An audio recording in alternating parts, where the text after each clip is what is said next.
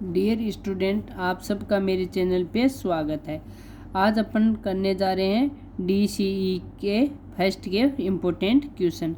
तो अपना आज का इम्पोर्टेंट क्वेश्चन रहेगा, विकास की दिशा को समझाते हुए ये बताइए कि ये बच्चों के शारीरिक, मानसिक और सामाजिक विकास में कैसे प्रभाव डालता है।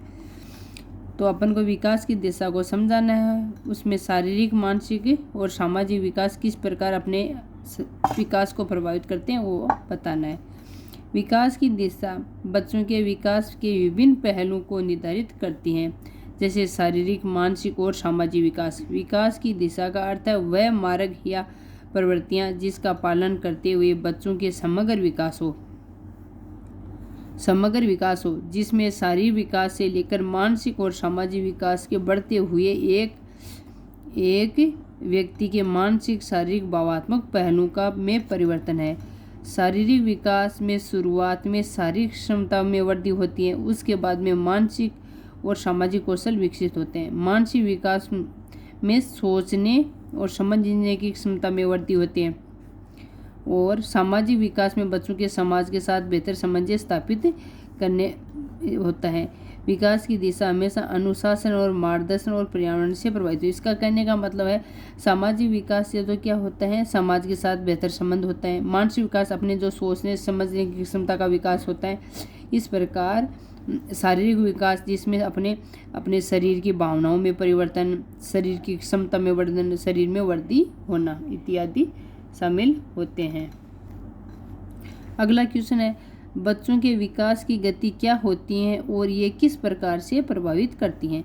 विकास की गति बच्चों में अलग अलग होती है और वह विभिन्न कारकों से प्रभावित होते हैं। जैसे जिस बच्चे ने अच्छा आहार लिया है, पोषण लिया है, उसका शारीरिक और मानसिक स्वास्थ्य भी अच्छा रहेगा। पारिवारिक वातावरण अच्छा है, वो भी बच्चे पर प्रभावित डालता है। बच्चा चिड़चिड़ा नहीं होता है, खुश रहता है। सामाजिक अनुभव प्रत्येक बच्चे के विकास में अलग अलग समय पर होता है। उदाहरण के लिए कुछ बच्चे शारीरिक रूप से जल्दी विकसित हो जाते हैं, जबकि कुछ बच्चे मानसिक और सामाजिक विकास तेजी गति से। सामाजिक परिवेश, विद्यालय का वातावरण, परिवार में मिल रहे प्रेम और समर्थन से भी विकास की गति प्रभावित होती है। इसके अतिरिक्त तनाव और शारीरिक समस्या भी बच्चे के विकास को धीमा कर देती है। इस प्रकार अगला क्वेश्चन ये खत्म हुआ अपना। अगला क्वेश्चन है, विभेदीकरण और एकीकरण के सिद्धांत का बच्चों के मानसिक विकास में क्या महत्व है। विभेदीकरण और एकीकरण बच्चों के मानसिक विकास में दो महत्वपूर्ण सिद्धांत है। विभेदीकरण का अर्थ है बच्चे पहले अलग अलग और विशिष्ट गुणों में विकास होता है, जैसे शारीरिक अंगों का विकास, सोचने की क्षमता का विकास, सामाजिक व्यवहार।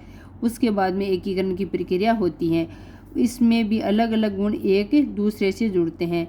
बच्चा एक पूर्ण व्यक्तित्व के रूप में विकसित होता है। यह प्रक्रिया बच्चे के मानसिक, शारीरिक और भावात्मक विकास को एक साथ जोड़ने का काम करती है। यह सिद्धांत बच्चों को अपने व्यक्तित्व के विभिन्न पहलुओं को समझने में मदद करता है और उसे समाज के बेहतर तरीके से कार्य करने की क्षमता प्रदान करता है। अगला क्वेश्चन अपना है, बच्चे के विकास में निर्णायक अवधियां क्या होती हैं और वह किस प्रकार से प्रभाव डालती हैं। निर्णायक अवधि में बच्चे के विकास में विशेष अवधि होती है जब उसका मानसिक और शारीरिक विकास एक निश्चित दिशा में तेजी से होता है। इस दौरान यदि बच्चे को सही समर्थन, पोषण और वातावरण नहीं मिल पाता तो उसकी विकास की प्रक्रिया प्रभावित कर सकता है। उदाहरण के लिए भाषा सीखने का सबसे महत्वपूर्ण अवधि होती है 1 से 5 वर्ष के बीच की, जिसमें बच्चे अपने भाषा सीखने में बेहतर तेजी से क्षमता होती है। इसी तरह शारीरिक विकास में निर्णायक अवधि होती है कि बच्चे के अंगों में तेजी से विकसित होते हैं। इन अवधियों के दौरान उचित देखभाल और समर्थन देने में बच्चों का समग्र विकास बेहतर होता है। अब अपन अपने छोटे क्वेश्चन किए थे जो 5 नंबर के। अब अगले वीडियो में अपन जो बड़े निबंधात्मक क्वेश्चन है वो अगले पार्ट में करेंगे। थैंक यू बच्चों।